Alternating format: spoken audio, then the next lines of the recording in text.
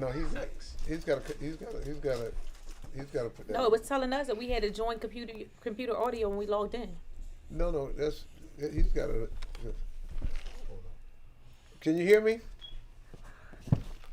Okay, he's gonna let you in a minute.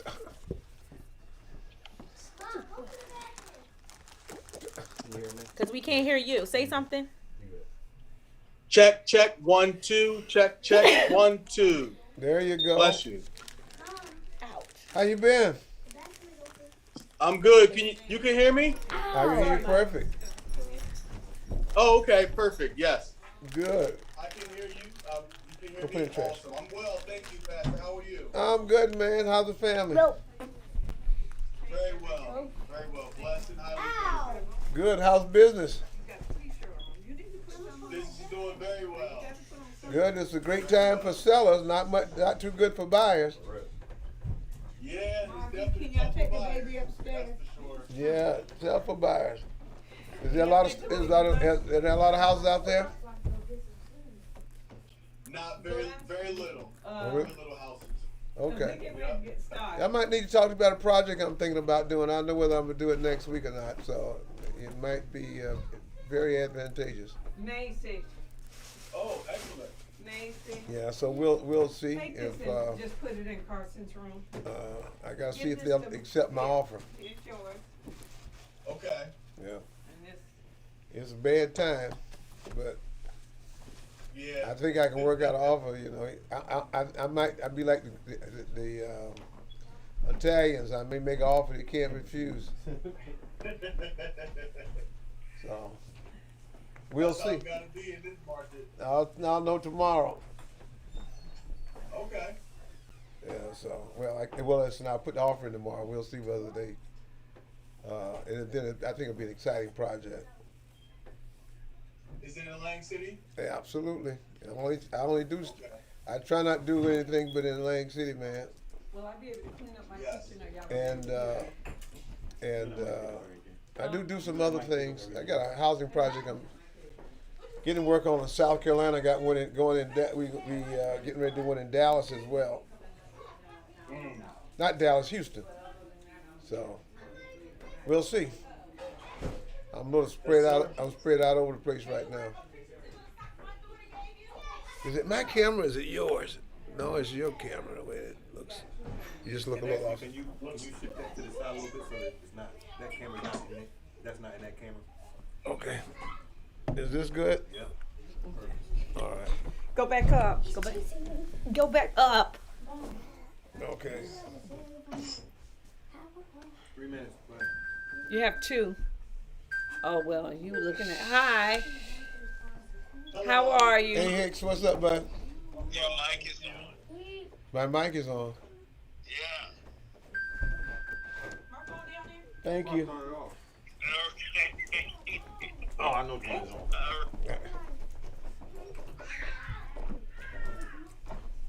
What happened when you found Keith? We have you.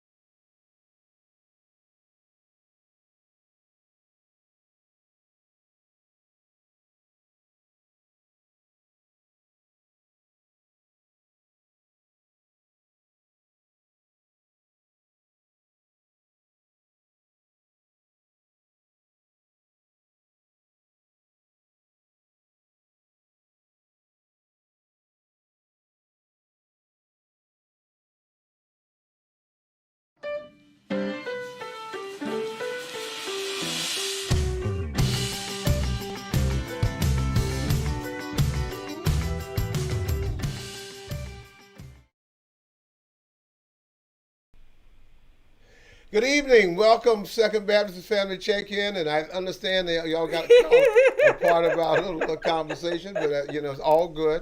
Welcome, and we're grateful for you allowing us to come into your home. We pray all is well, and we just give God praise and glory for the opportunity to share with you today.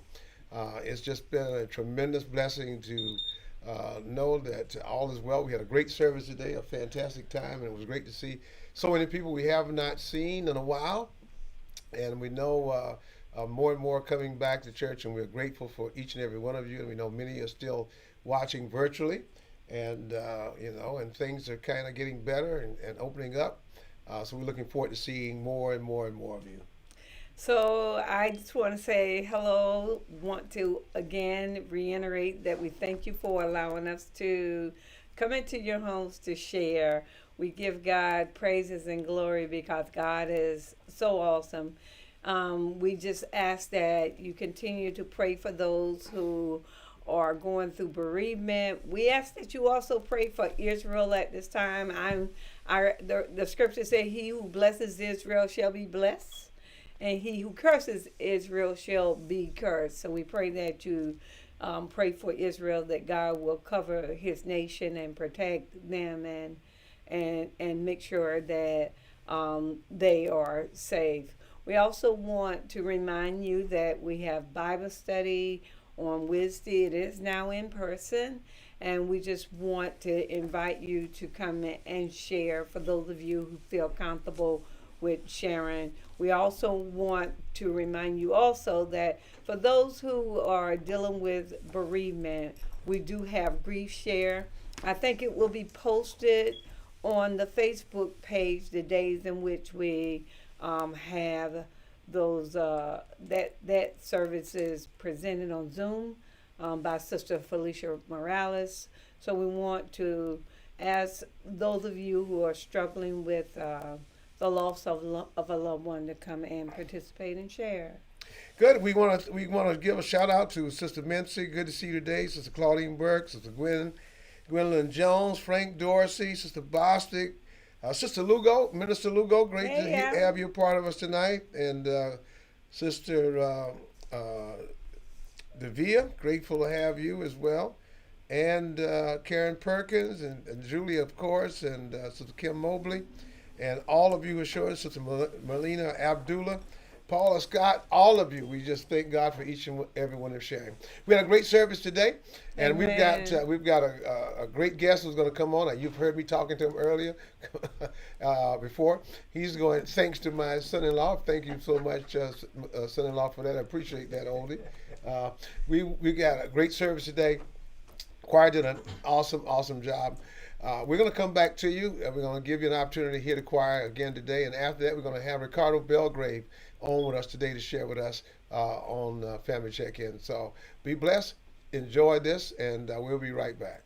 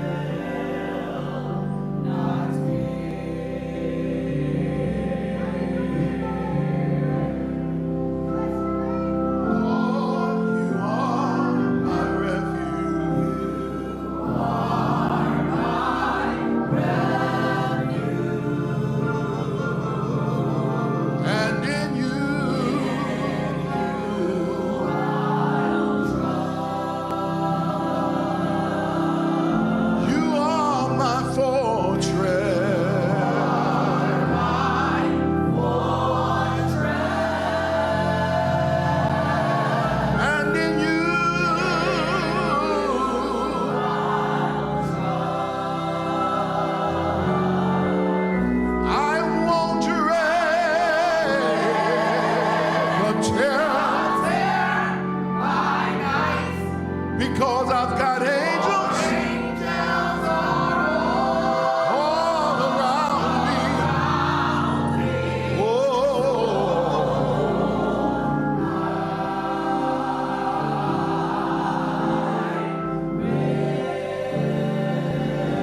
I will not fear. So when I call you, you'll answer. In time of trouble. And when I call you, Lord, you will answer. You will deliver me. Oh,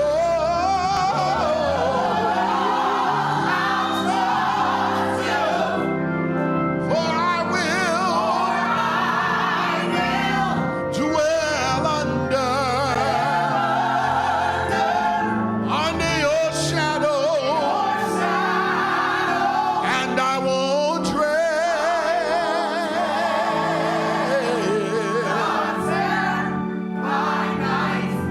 'Cause I've got your angels watching out for me all day and all night. Oh, I will not fear.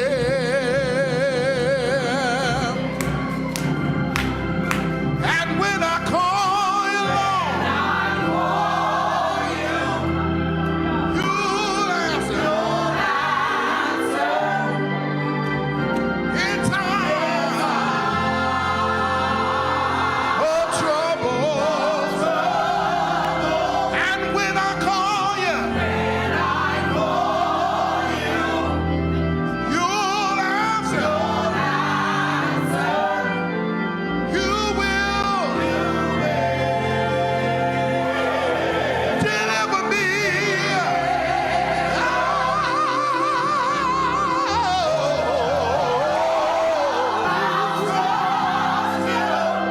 For I I'll dwell under your shadow. Oh, I'll trust you. For I will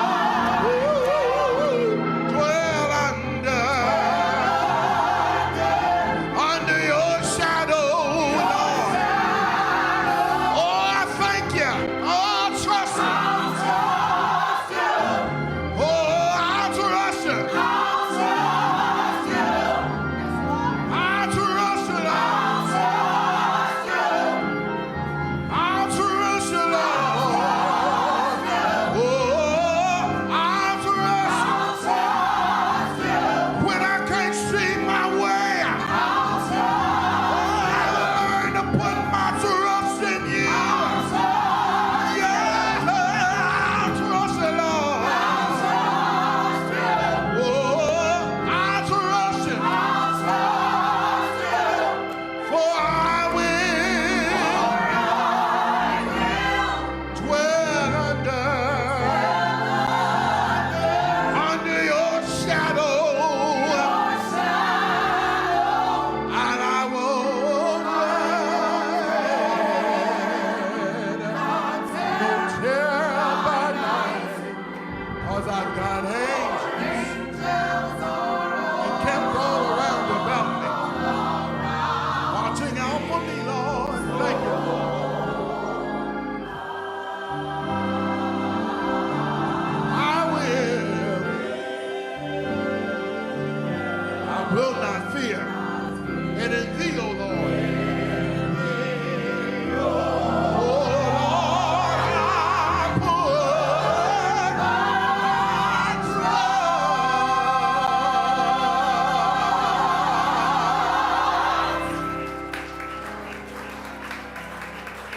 enjoyed that? Oh, welcome back, second. We know you enjoyed that. That selection. It was a blessing to us this morning. It's a blessing to us now. And also, not only going to be welcoming Ricardo Belgrave today, we're also welcoming Mandy Hey, Second Baptist Church Chapman. family. And I'm not Sally today either. Sally. You're Sally? Last week I was Are Sally. you serious? That's who Sally is? I didn't know that. Why are you going to spoil that? They already knew. No one knew that was you. I also want. Let me before we go on. Let me thank my wife and Bria, and Mandy, and Tawan for last week for Mother's Day. It was a beautiful program.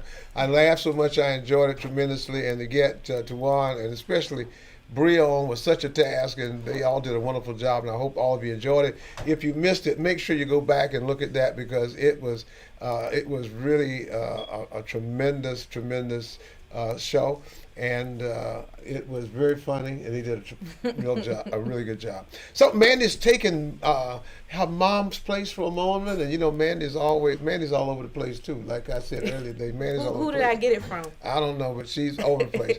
But we've got today, we want to invite and introduce to some and present to others someone who's been really working in the community, doing a lot of things in the community.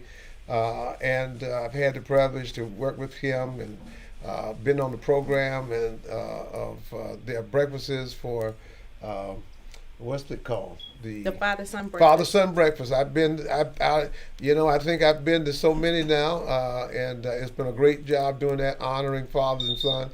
And normally I'm coming as a surrogate dad to somebody and sharing. But thank you so much for coming. And Mandy just informed me she was with you. What was it, Friday night? Friday night for the LIT program, and you made a presentation on LIT. And we welcome you to Family Check-In. Thank you very much for having me. Greatly appreciate it. Good. So I'll just say on Friday, and I sent you a message. I called you today, and I also put up a post because on Friday I went to the LIT program, and I was excited when I saw that you were speaking, and I stayed. But one of the things that I said was, I wish that someone would have shared this information with me when I was younger, so that I would know it now.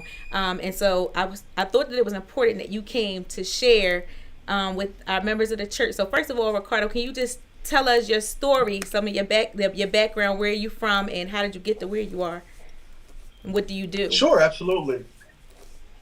So my name is Ricardo Belgrave, born and raised in Atlantic City, Second Village. I also lived in Venice Park, over the Second Bridge, and a little bit in Inlet. So I was a little all over the place. But graduated from Atlantic City High School, class of '03, with Miss Mandy. We graduate together. And yes. Funny story, Mandy, I'm going to share this. We decided to go to Morgan State University. Yes. And then Mandy backed out on it to the last minute. So then we just went, and she went, where'd you go again? I'm sorry, I forget. To the best of the best, South Carolina State University. Yes, both of our alma maters and my wife's alma mater as well. Oh, She was following on family tradition. So, went to Morgan State, had a son at 19 years old, so came back to Jersey and transferred to Stockton. In my last year in Stockton University, I started substitute teaching at Texas Avenue School and absolutely fell in love with it. Fell in love with teaching. It was actually the first thing I ever wanted to do. When someone would ask you when you were young, to grow up, I always said a teacher. So it was God's, purpose for me to be in the classroom. Taught for 10 years, finished my tenure at New York Avenue School. And then I was afforded an opportunity to take a leadership position at the Boys and Girls Club of Atlantic City on Pacific Avenue as a unit director. Huge risk. Had to convince my wife, had to actually do a PowerPoint presentation to show her the value in taking this move. And everybody thought I was crazy, which I probably was. But I felt as though God had something better, something bigger in store for me. He had a bigger mission and purpose for me outside of the classroom walls. Taking nothing away from teaching, I absolutely loved it and loved my children. So I went to the Boys and Girls Club. Things didn't work out, and I was actually terminated from the Boys and Girls Club. And the first time I've shared this story publicly was Friday with the youth, and I want to share it again today because it's a huge part of my testimony. So I got fired in the summer of 2018, and then I'm, in a situation where it's like I don't want to go back into the classroom because I'm still working on opening up the school, the all-boys school, and I don't want to, go to a leadership position for a district because I knew my commitment was with the school. So if I couldn't give my all to a district, I didn't want to, do that. So I'm in this influence, not sure what to do. Months without income. My wife and I had bought our first home. Foreclosures knocking on the door, electricity's getting cut off, and one day I leave church on Sunday. I'll never forget this. And I was crying my eyes out in church. Disappointed, feel like I was a failure as a partner, as a husband, and as a community leader, because I promised so many people this school and everything. So I walk in the shop, right?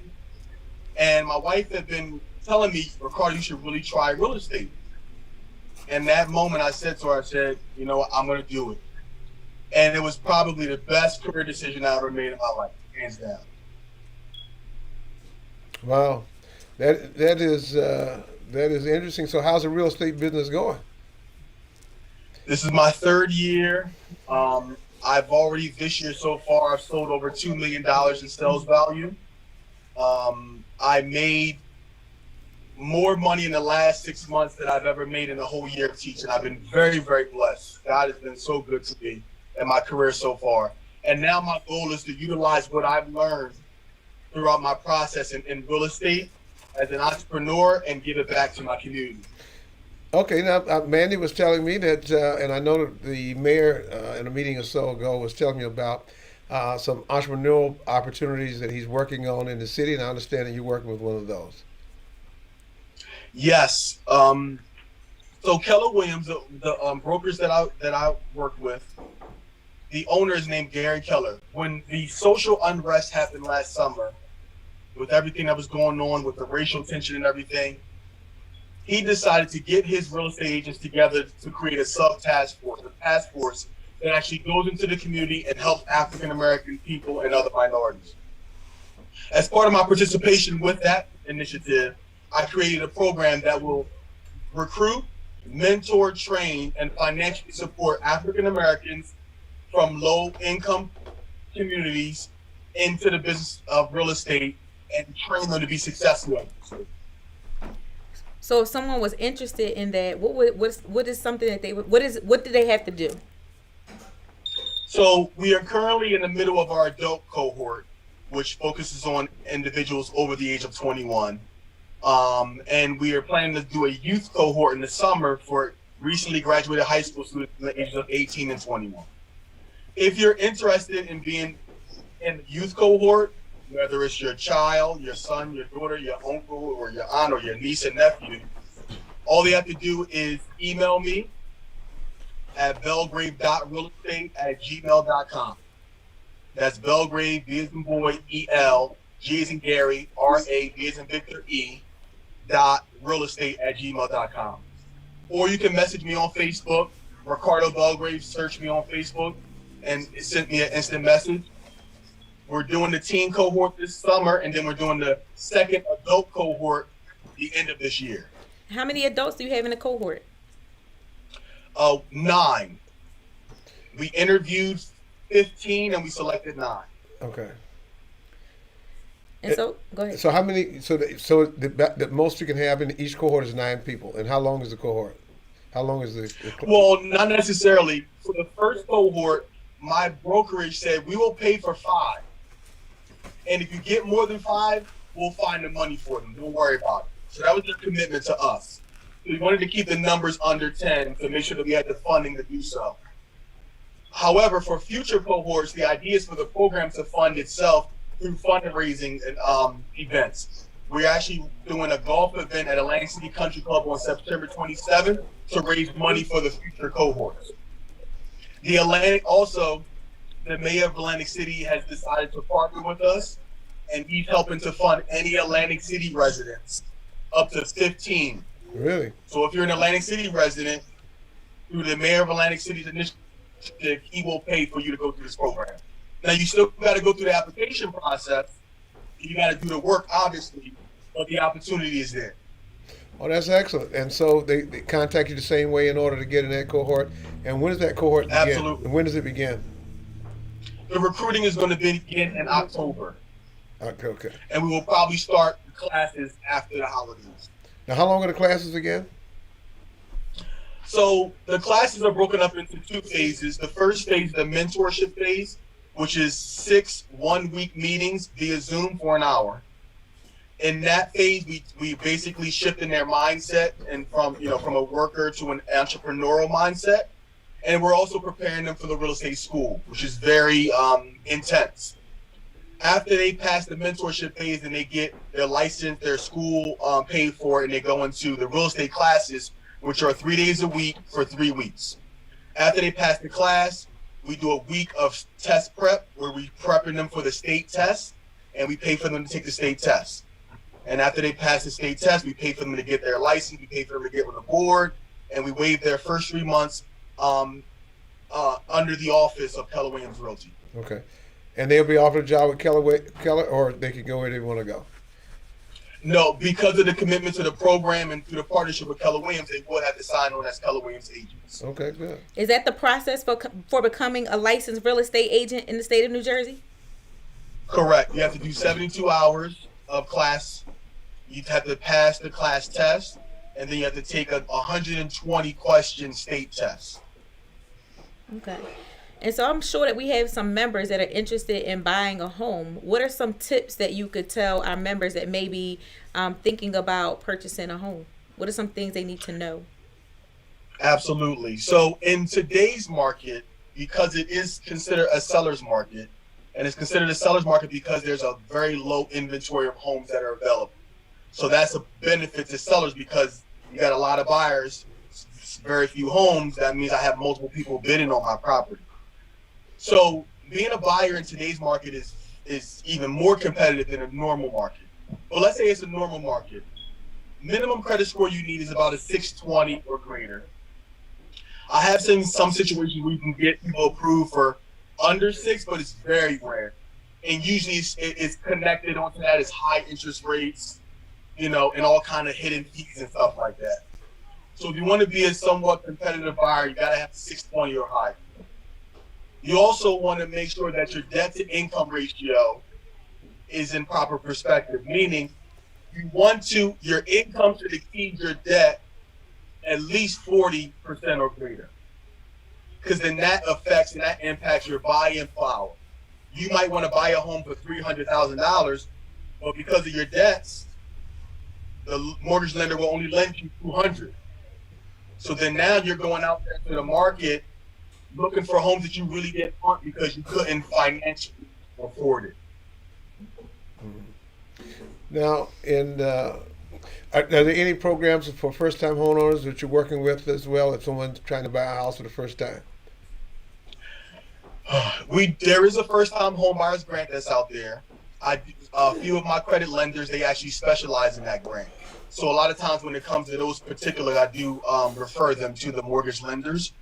I'm also on a lesser, because this whole program kind of took off, I put this other idea and this other concept I had, not concept really, but I was working on helping Section 8 individuals, people who have Section 8 voucher, becoming homeowners. There's actually a plan through the county and the state, if I'm not mistaken, where it can get you from Section 8 to home ownership.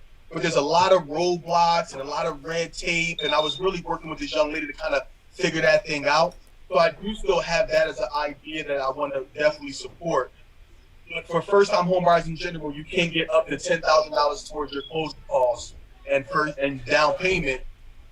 The critical part of that is your debt-to-income ratio, like I just discussed. So it's not for everyone, but definitely if you qualify, we can definitely find someone to help you with that.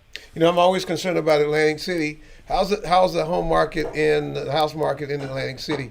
We still have a tremendous amount of homes that are in foreclosure. We're still in Atlantic City. We still have a lot of homes that were damaged from Superstorm Sandy that people just left and walk away from, and kind of in limbo.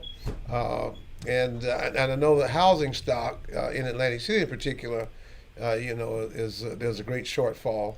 But it'd be very interesting if we develop some programs to reclaim some of these houses. Matter of fact, we've had a couple of banks, offer houses they had in foreclosure that become toxic debt, and to give money to take them off their hands. That would be very interesting. It's kind of we've been offered $6,000 or $7,000 through the Community Development Corporation to take some of these homes. Matter of fact, some as far as Major Landing, but some of those have been in such disrepair, it would take $50,000. So the $6,000 they're giving won't even, is a drop in the bucket to the amount of work that needs to go into them. And then when you're talking about, but by the time you put that kind of money in the property to sell the property, it would be, it would still be out of reach of so many other people. But we really need to work on areas to get more people to take advantage of some of these houses, and that maybe something we need to look at as well, to see if we can put some grant monies together to reclaim some of these houses, put them on the market. But not only that, but to, make them more affordable to many of the people who live in Atlantic City. Absolutely. So are you selling many houses in AC? I actually just sold my first one a few weeks ago on North Michigan Avenue in the Venice Park over the second bridge. I was very, very happy about that because I actually grew up a lot also on the west side. My grandmother on my father's side, she owned and still owns a house on Michigan Avenue, North Michigan Avenue. So it was again, like, I can't create a better story that God has put into my life and the plan that He's had for me. So that was awesome, and I'm actually just listing my first Atlantic City property actually next week in Harbor Point in the Inlet. Beautiful place. 3-bedroom, 2 full baths. It's really, really nice. Are you trying to So sell? I'm super excited about that. You're trying to sell a house now on Family Check-In. But what are you? What for someone who's really interested in buying a house? What kind of things they need to do? We know about the credit score. What are some of the other things they need to have in place they need to do in order to buy their first home or and then investment while you're property? answering that too, I know that on Friday you were sharing the benefits of owning a home versus renting a home. So can you share some of that with the members as well? Sure, absolutely. So in addition to your credit score and maximizing your income as much as possible, having your job for a significant amount of time also is really critical. So if you're someone who changes jobs like every 3 months, that's not a good look in terms of your risk level for a mortgage lender or a bank. So you got to be in your job of employment for at least 6 months or greater. Now there are some stipulations because of COVID, where the mortgage lenders and the banks have kind of eased off of those because of federal policies and things like that. So I believe if you went back to your same job, then you can get credit for still being employed for whatever the time period that you were out. And then in addition to that, you want to have some money saved up. Even for a first-time home buyer's grant FHA loan, you need 3.5% for your down payment. Then you're talking about closing costs of up to $5,000 to $6,000, depending on what size house and what purchase power you have. So I would say at least $10,000 to $15,000 in the bank for a home between $150,000 and maybe $250,000, if that's the range that you're looking in for your first home. Okay. Now, in terms of what was the other thing, Mandy? I'm sorry. You were sharing with the students some of the benefits of owning a home versus renting. So can you share some of that with them? Yes, absolutely. So 99% of the time, you're going to pay less for your mortgage than you are that you're paying in rent. We have to understand that when we pay rent, we're actually paying someone else's mortgage. Like that's what you're doing, plus something on top of it. So if I'm a landlord, my mortgage is, if I have a mortgage on it, some don't, most do, my mortgage would probably be $400 a month for a 2-bed, 2-bath in Galloway, for example. but I'm charging $1,200 a month in rent. So that's how landlords and investors make money on their dollar, is they rent the places out to other people at a higher price. And rent is going up significantly. I saw a documentary about 6 months ago about how expensive it's becoming just to rent a place. And then a lot of times landlords, especially now, they want to see that you have a credit score that's equal enough for you to buy a house. I said, well, I talked to landlords and they said, well, I want a 650 credit score. I'm like, if my client has a 650 credit score, I'm trying to get them to buy a house, not rent, So, you really got to be careful about that whole situation, that whole game. A lot of renters are being kicked out of their places because the landlords want to sell and maximize on their investment. So the eviction courts are just, it's so many things that, in so many ways that renters are taking advantage of in this system. And wealth building starts with real estate owning. You can't build wealth to a certain extent without owning property, without owning real estate. Every person that owns anything and is worth anything in terms of financially, they own real estate. Well, real estate to this day in America is the number one pathway to wealth building. And also save on your taxes as well. You can write off the mortgage. You can't write off, at least the interest. Your rent. The interest. You can't write off anything on renting. And so that's another way that you can save money as well, and it can also help you build wealth. Yes. Yeah. So it's very imperative that we try to get as many people. Atlantic City is we got more renters than we have homeowners, and if we're really going to stabilize the city, it's going to take more people investing in homes, becoming homeowners, taking care of their properties. And as you say, it builds a wealth, but not only builds wealth, you begin to leave a legacy, an inheritance for your kids, and and that's really, really important if we're going to sustain one generation to another. Yeah, absolutely, 100%. And you touched on something, Pastor. I think it's important to reiterate the correlation between home ownership and safer communities, better schools. All that is connected to one another, and there's no reason why our people, our culture can't have that in the neighborhoods that we grew up, because it was there, and years ago we had it. The Black community had a high rate of home ownership and, marriage and all that stuff. But in order to get that back, definitely, when it comes to wealth building and community building, I believe it starts and ends with real estate and other things, of course. Another thing is, I'm an advocate for Atlantic City.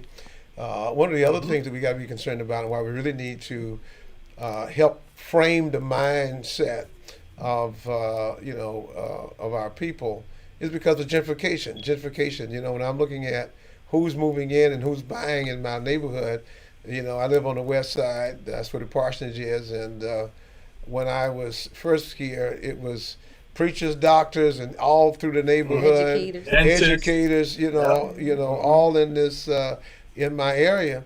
And now that generation is moving out, and it's other people from offshore, people coming in from Brigantine and from Galloway and from other places in the county.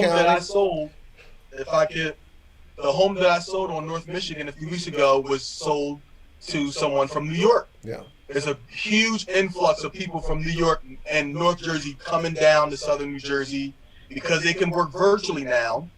They can get more for their, a bigger bang for their buck, pay significantly less in taxes. Yeah. And have more space, because you figure in New York City, you get a 2-bedroom, 1-bath, something that's like 800 square feet. They come down here, get a 3-bed, 1-bath with 1,400 square feet. They feel like they're in the mansion. Yeah. So it definitely. And they paid, and if they sold something in New York, they take a quarter of that and purchase a home here. And exactly. And so then we really got. And they're paying in cash. Yeah, they're paying in cash. Yeah, yep. We've got to really be concerned about that, stabilizing our community. And really, and for those who are living outside or thinking about buying away, come back to Atlantic City, because Atlantic City, we got all the amenities. The only thing we don't have is a grocery store, and the mayor's working on a grocery store. Once we get a grocery store in, we've got all the restaurants and all these other great things. We've got the shore, we got the boardwalk, we've got good schools, and it would just be phenomenal for people to come back to Atlantic City. We've got a lot of our members that still live in the city. We also have a lot of members that commute. And so it's just important that we really think about coming back to. I love living in Atlantic City. too. I really love living in Atlantic City, and people are. I guess I get the best of two worlds. I'm out at the farm a lot, but I'd rather live in the city because there's so many positive things going on. The atmosphere. We hear a lot of negative stuff, but I tell you. The neighborhoods, the people in Atlantic City are tremendous folk. Matter of fact, I'm trying to get Bobby Brown. Bobby, come on back up from Virginia. Come back to AC, and trying to get some people who left and who went other places. Come on back home. Come on back home. The opportunities are coming, and I think that's why it's so important for you to tell your story. That there's a lot of ways to come in, do well, make money, make a difference because you're doing. Before we close, we got to talk about the all boys school though. That and you've been working on that for a long time, and I know you had some bumps in the road, but I've worked on putting together charter schools several times as well, and always been intrigued by the idea of putting together a all boys charter school. And I think it would work well in Atlantic City. But tell us why you want an all boys school. Tell us how that process is coming along and what we ought to be expecting in the future. Absolutely. So the reason why I wanted an all-boys school was because when I became a teacher, I saw the academic gaps between males and females, and I started to research why. And Dr. Jawanza Kunjufu out of Chicago, Illinois, he wrote books on the conspiracy to destroy black boys. Yes. And when I read that book, it changed my life forever. And one of the suggestions he made in that book was single gender classrooms and schools, where you separate the boys and the girls, especially at the adolescent age, and allow them to grow and prosper independently. And so when I researched more about that, I saw the positive effects that it had, and I started researching other all-boys schools around us in Philadelphia and New York and Brooklyn and things. And I said that would be something phenomenal to bring here home to Atlantic City. We went all the way up to the state for our interview with the commission, and we basically got denied in the last phase for the charter. So it took a lot of work. You're right. This is 2016 when we began that journey. And it was a lot of time away from my family. And when we got all the way up there, and then it was like, it's just, we were exhausted. So we said, we're going to take a step back, reevaluate each other, reinvest in our families, because me and my guys took so much. Ruben Stewart, Ian Levine, Jermaine Baskerville took so much away from everything else that we have blinders on. But now we're revitalized, and we've decided to, instead of going charter, we want to go private. We want to do a private school. We want to start smaller, and build it up, and that takes capital.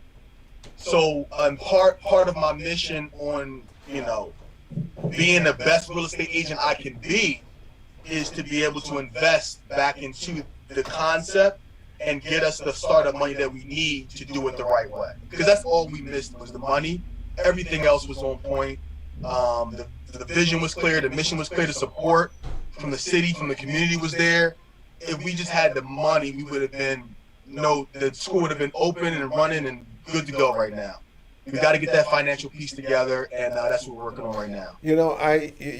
The book, I've read that book, and I read many of Dr. Kunjufu's book. Matter of fact, we had Dr. Kunjufu come and do here in Atlantic City a few years ago, and did several seminars for us. I heard about that. Yeah. Yes. And so we're really grateful to have him, and he's a dynamic speaker, and he has a tremendous mind. Matter of fact, maybe we need to sit down and talk later, because I had already considered the best way to go for the all-boys school was to go private, and so maybe we need to talk about that. Maybe we can collaborate on that some. And I know what kind of work you guys put into it. And I've already had some work we already did as well. Maybe we can collaborate, maybe see if we can come up with something. Because I think it'll be tremendous to have a school where boys can, singular to deal with the issues that especially black and brown boys face, and especially as it relates to all the other obstacles that are placed in their way, educationally. And so, our school district is a great school district. But I think all the other, you can't have any of my babies. yeah, but all of the but every avenue and every opportunity that we can give our kids to succeed, we certainly need to do that. We need to do that. But we're grateful to have you on tonight. We're grateful to have you on tonight, and thank you so much for coming and sharing and giving this information. And we're looking forward to working with you. As I said earlier, when everybody caught us with a hot mic on, thanks to my my very faithful son-in-law, we are really. There's a lot of great things that's happening. Let's see if we can work together. I think that's what all of us ought to do. We can get a whole lot more done if we work together, if we collaborate, instead of working against each other, putting those minds, putting those energies, and those monies together and seeing what we can do, because we can do more together than we can, separate. And I think we're living in a time that we really need to come together and work for the betterment of our city. Thank you for all you do in the community. Thank you so much for your commitment to our young people. Thank you for coming and being a part of LIT. And we're looking for better and greater things from you. So I want to thank him. We thank you, Ricardo, for coming. Thank you, Mandy, for joining and stepping in for Sister Days.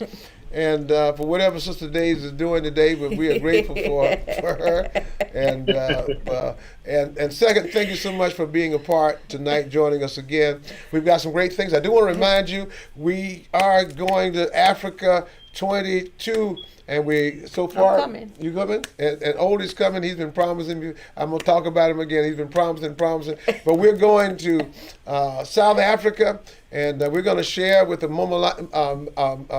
Melomamdi Baptist Church, and in South Africa, and we're gonna share with the Zamba Baptist Church and the Blantyre Baptist Church in Malawi, and we're gonna have a great time. We're gonna get immersed in the culture, and you got plenty of time to plan.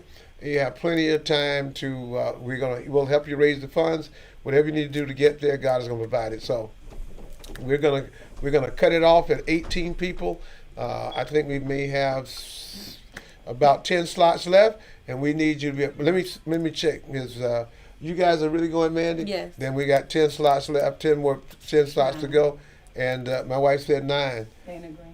Oh, Dana Green is going with us. Pastor Dana Green is going with us again.